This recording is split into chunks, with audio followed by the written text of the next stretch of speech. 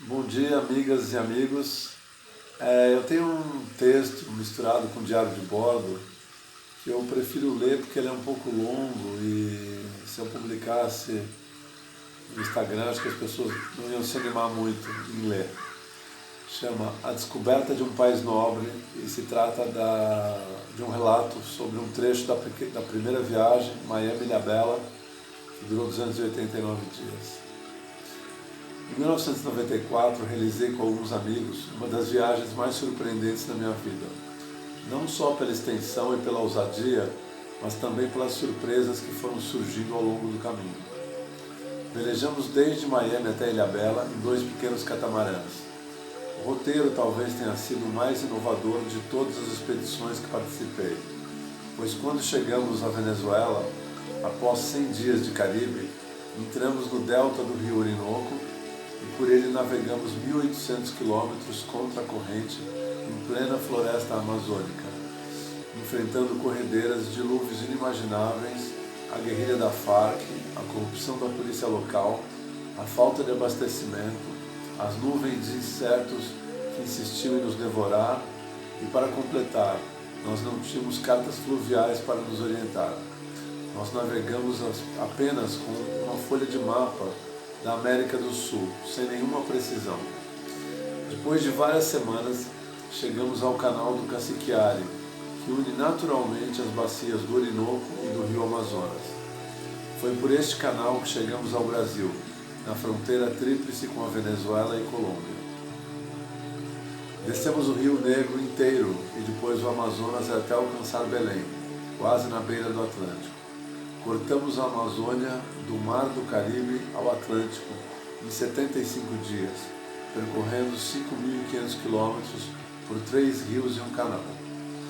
De volta ao mar, nos deparamos com o trecho mais difícil, Belém-Natal, 1.800 quilômetros de vento contra, corrente contra, onda contra, mas nós tínhamos a nosso favor a vontade de chegar e a beleza selvagem do pedaço da costa brasileira menos conhecida e menos habitada.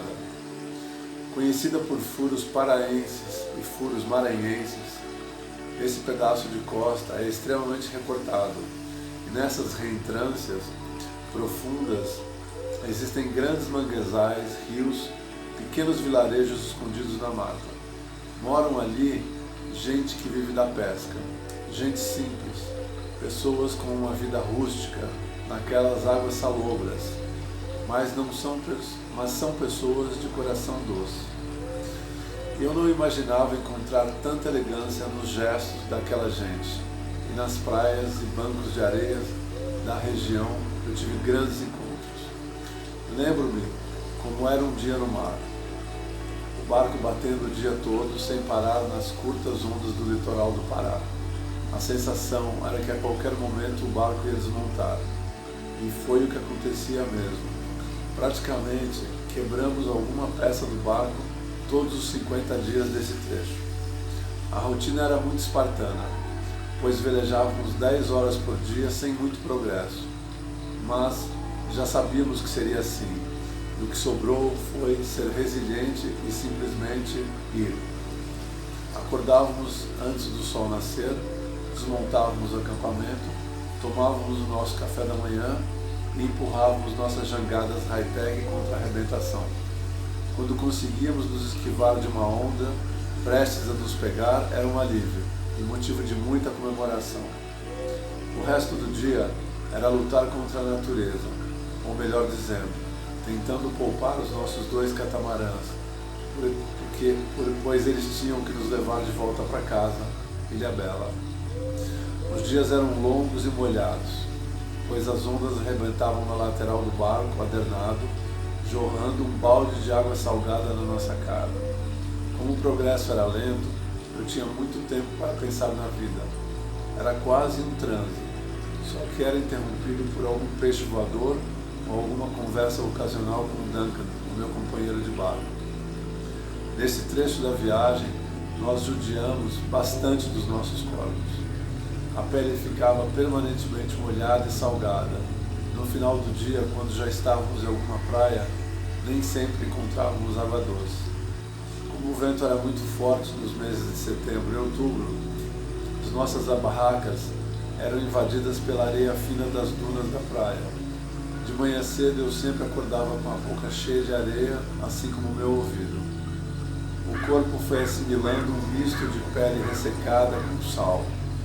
Mesmo com toda a proteção solar, era difícil se proteger. Havia muito reflexo do sol na água do mar. Um desses dias paramos em uma ponta de areia onde haviam alguns pescadores vivendo em palafitas. Logo vieram eles, os curiosos, ver o que eram aquelas duas jangadas tão exóticas. E como sempre, em todos os tipos de encontro, era uma questão de minutos para nos convidarem para jantar com eles. Subimos em uma das palafitas onde eles viviam e sentamos em círculo no piso. No centro havia um cesto comunitário com camarão seco, o resultado da pesca do dia. Com uma luz amarelada pelo lampião, eu podia ver na pele dos nossos anfitriões como a vida se desenhava nas rugas provocadas pelo sol e o mar. As mãos eram fortes e machucadas, ainda assim não se via nada que não fossem sorrisos. Os olhos eram meio embargados pela exposição excessiva ao sol. Enquanto eu me refastelava com o camarão, eles nos contavam como era a vida deles por ali.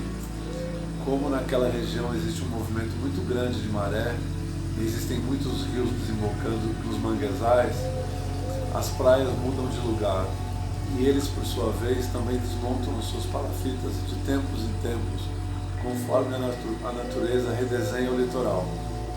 São, na verdade, nômades dos bancos de areia e vivem da pesca do camarão, do sururu e do caranguejo. O dia seguinte começava muito cedo. Lembro-me de acordar e começar a tirar areia dentro do meu ouvido. Acontece que durante as noites nossas barracas eram invadidas por muita areia. O nosso progresso era lento por causa das condições do mar. Já li em guias náuticos internacionais que nenhum velejador de bom senso deveria se aproximar daquela costa para velejar no sentido contrário ao vento naquela época. Dizia ainda que este é um dos trechos piores do planeta para se navegar. Além de tudo, havia muitos bancos de areia e foram várias vezes que quase encalhamos no meio do mar. As armadilhas dos pescadores também eram um obstáculo, pois elas avançavam mar afora como se fossem verdadeiras cercas de bambu. Navegamos nos piores meses do ano, setembro e outubro, onde todos os dias o vento variava entre 25 e 35 nós. Isto significa muito vento e por causa dessas condições tão precárias, nossos barcos desmontaram. Foram necessários 50 dias para chegar a Natal e isso teve um custo muito alto. O mastro caiu 3 vezes, quebramos 2 travessas traseiras do barco, 17 cabos de aço que sustentam o barco quebraram, lemes, centenas de rebites também. Eu me lembro bem, pois todos os dias bem cedo, quando saímos de alguma praia, eu olhava para o meu barco e me perguntava o que iria quebrar naquele dia. Esta era uma certeza, algo queria acontecer e aonde iríamos parar, ninguém poderia saber. Este foi um grande aprendizado para mim, pois testei ao máximo a paciência, a resiliência e a confiança. Cada quebra surgiam situações novas e inesperadas. Dependendo da quebra, éramos obrigados a procurar ajuda em qualquer lugar para consertar a peça avariada. Imagina achar um torneiro mecânico no meio de um manguezal. Mas teve um dia que achamos um. Este foi o ponto alto desta etapa, pois o inesperado mudou toda a nossa perspectiva. E cada quebra, o destino nos levou para recantos que jamais conheceríamos se não tivéssemos quebrado. Quando entendi que a viagem não era tão precisa assim, e que nem tudo era possível de se controlar, e que de algum modo os eventos aconteciam para no final vivermos o inesperado, aceitei e relaxei. Assim, pude ter um encontro sem julgamento e definitivo com o destino. Foi um dos aprendizados mais significativos que tive na vida, para aprender a aceitar as coisas que a vida oferece. O passo seguinte foi confiar. confiar que algo melhor viria, sem ansiedade, como uma folha que é carregada pelo vento, e só termina sua jornada quando ele decide parar de soprar.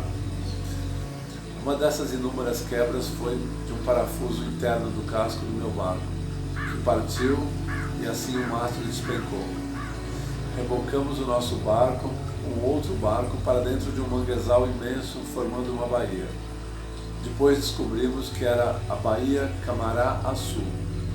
Pelejamos muito até encontrarmos um pequeno pesqueiro que nos levou para dentro dos furos até chegarmos em um lugar chamado Nova Olinda.